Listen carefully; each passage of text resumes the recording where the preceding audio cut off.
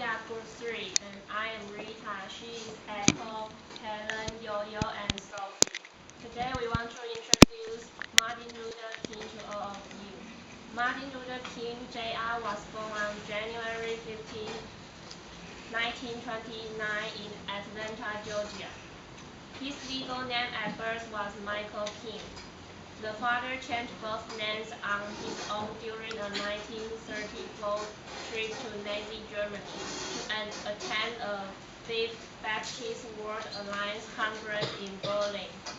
It was during this time he chose to be called Martin Luther King in honor of the great German reformer Martin Luther, and he died on April 4, 1968, because he was shot by an assassinator named J.E. Ray when he had a speech. He was an American clergyman, activist, humanitarian, and leader in the African American civil rights movement. As a Christian minister, Martin Luther King's main influence was Jesus Christ and Christian gospels, which he would almost always quote in his religious meetings and speeches in church, but also in public resources. As leader of the SCLC, King maintained a policy of uniting. He praised his view that neither party was perfect, saying, "I don't think the Republican Party is a party full of the Almighty God, nor is the Democratic Party. They both have weaknesses, and I'm not inextricably bound to either party." King critiqued both parties' performance on promoting racial equality. Martin Luther King has many contributions in his life. Among them, there are four famous contributions. The Montgomery bus boycott and his speech, Action the Dream. Montgomery bus boycott. During the same year, 1955, the civil rights activist King began. Newly married pastor of a Montgomery, Alabama church to lead a bus boycott aimed at ending segregation in public transportation in Montgomery. The boycott was initiated by the refusal of a woman named Rosa Parks to give up her seat to the white passenger. She was arrested for more than a year. African Americans, a majority of the bus rider in the city, fled off the bus and in protest of Park's arrest. Finally, the boycott brought about a disaggregation. King and the protesters saw when in December 1956, and the Supreme Court banned the segregation on public transportation and the Boycott Act. And in 1962, King organized a nonviolent protest in Birmingham, Alabama that attracted national attention. A brutal police response.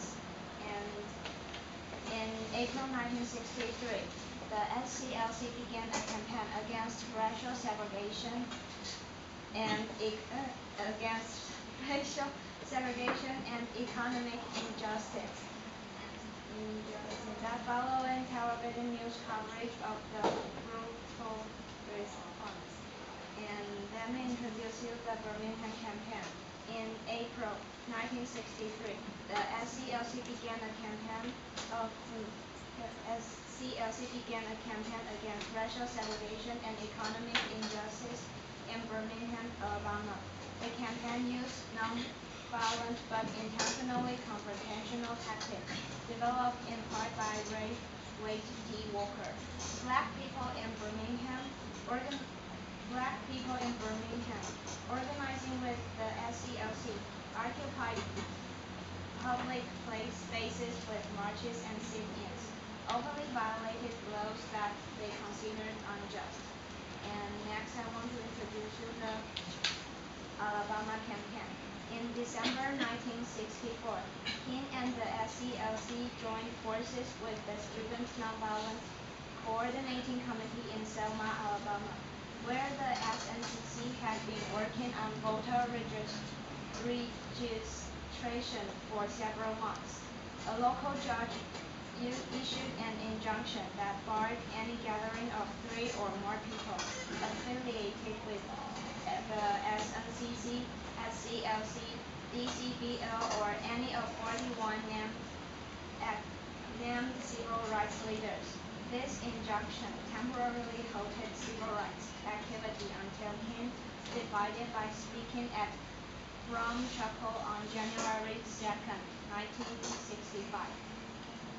And his speech, I Have a Dream. I Have a Dream is a public speech delivered by American civil rights activist Martin Luther King, Jr. on August 28, 1963, in which he called for an end to racism in the United States.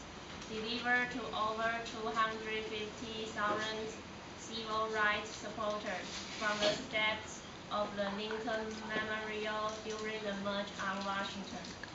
The speech was a defining moment of the American civil rights movement. I Have a Dream came to be regarded as one of the finest speeches in the history of American oratory. The march, and especially King's speech, helped put civil rights on the top of the liberal political agenda in the United States, and facilitated passage on the Civil Rights Act of 1964. Next, I want to tell about Selma voting rights movement. In 1965, he and the SCLC helped to organize the Selma to Montgomery marches. The first attempt to march on March 7, 1965 was aborted on March 7, 19 was aborted because of mob and police violence against the demonstrators. This date has become known as Bloody Sunday, and was a major turning point in the effort to gain public support for the civil rights movement.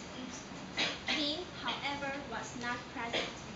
He did not attend the march due to church duties, but he later wrote, "If I had any idea that the state troopers would use the kind of brutality they did, I would have felt compelled to give up my church duties altogether to lead the line." But the second march, which has an unexpected ending, aroused the surprise and the anger of many within the local movement. At the conclusion of the march, King delivered a speech that became known as "How Long Not Long."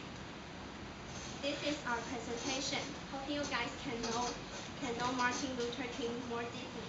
Thank you.